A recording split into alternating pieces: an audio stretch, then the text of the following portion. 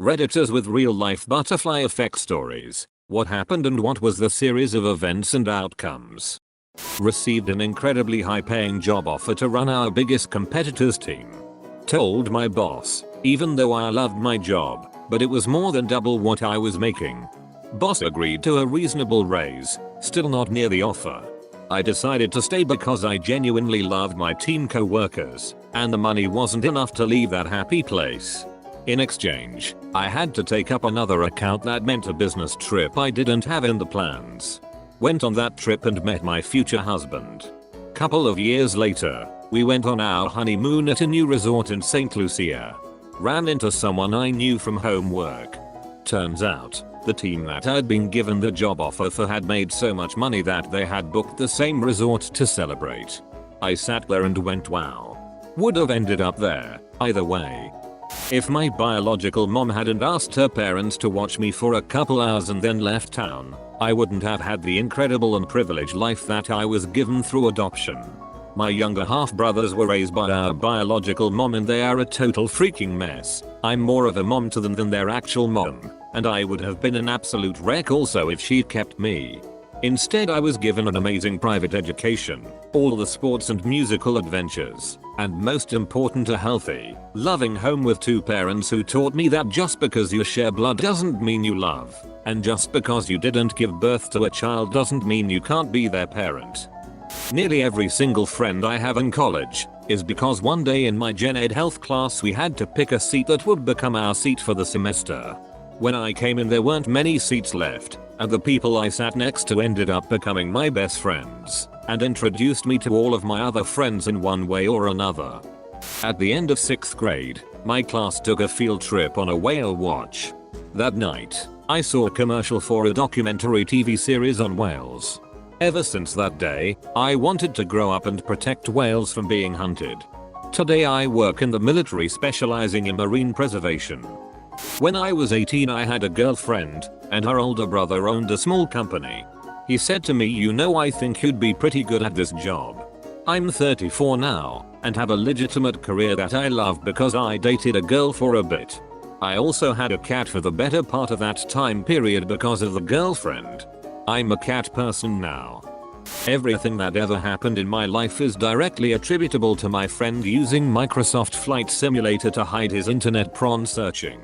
It was the dial-up days, and the images took a while to load. So he ran Flight Sim in the other window so his parents wouldn't suspect anything. We were 10 or 11 and I was more interested in the game than the prawn. That led to me buying the game myself and playing it pretty religiously. Then I decided to go to college to become a pilot. While there I met a friend going into airline management. I graduated and flew airplanes professionally. Then I got laid off. That friend in management? He knew someone that worked at my local airline, headquartered where I lived. I had been applying but someone kept rejecting my resume. He met with his friend and walked my resume in. I got the job, working for the person who had been rejecting my resume. After a year I got recalled to my pilot job, so I asked for career advice from her. She told me I should stay in management. I had a bright future. Little did she know my bright future was as her husband. We've been married almost 6 years and have 2 kids, have lived all around the world and experienced amazing things. All because I was more interested in flight sim than dial-up internet prawn. Just last month, a friend of mine told me a story from his recent heartbreak. He, let's call him Mickey, had been with this girl, Minnie, for almost 4 years when out of nowhere, she told him she is leaving him and moving out. He had no idea the relationship was in jeopardy, but she dipped. Anyway, a few weeks go by. Mickey is hanging out with a co-worker of his who he had just recently met, and ends up back at his place just to hang out. On the fridge, he sees a note in Minnie's handwriting. The note detailed several issues in Mickey and Minnie's relationship, and so Mickey asks his new friend where he found this note. Turns out, this new buddy had gone to the same music festival as Mickey and Minnie a few months prior. The friend had found the note on the ground of the parking lot and thought, wow, what a sad and angry note. I'm going to keep this because it's so raw and interesting. The next day, Minnie came over to pick up some of her things. Mickey produced the note and it led to a long tear-filled conversation about their relationship and what went wrong. They didn't end up back together, because despite the pseudonyms, this is no Disney story. However, the resulting discussion helped them both achieve closure in a meaningful way. All because a random co-worker found and kept her discarded note in a festival parking lot. I was walking to school and got distracted by a hedgehog that ran in a bush next to me. Then a big ass tree branch fell in front of me. Would have crushed me if I didn't get distracted by a spiky little mouse scurrying in the bushes. I gave him a dead cricket the next day. He took it and ran off. Godspeed, spiky mouse. I was going out to grab pizza and a case of beer for me and my roommate, but he texted me that he had a stomach thing, so I walked to a restaurant and ordered dinner at a bar, and met a girl there, and now we are married and have 2 kids, because my roommate had diarrhea. I can totally see a child telling the short version of the story to someone that doesn't really care, but the kid just hear it and repeats, my dad married my mom because his roommate had diarrhea. The wife and I were having dinner in Hawaii one night on vacation. As we were getting up to leave, I noticed she hadn't finished her beer. I told her she should finish the beer since we paid some ridiculous price for it. Fast forward 30 seconds and we leave the restaurant and are walking the 3 blocks back to the hotel.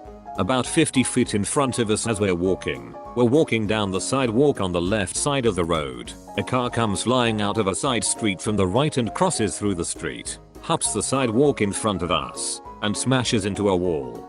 If she didn't finish her beer, we would have been smoked by the car and most likely squished between the car and the wall.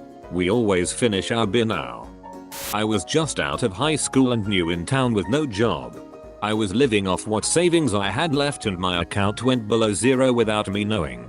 I was overdraft charged like 10 times and owed $300 plus. I went down to the bank, spoke with the teller, and she ended up being a lifesaver. She worked with me and got all the charges removed. On top of getting the charges removed, we got to talking about my situation and she said that her son worked at a local restaurant and she would help me get a job. She was a woman of her word, and by the end of the week I was working full time. Fast forward, I meet a cool dude who worked there. We became friends. I introduced him to my sister. They fell in love, got married and had 2 kids. His best friend came into town for the wedding and I introduced him to my roommate at the time. They fell in love, got married and had 2 babies.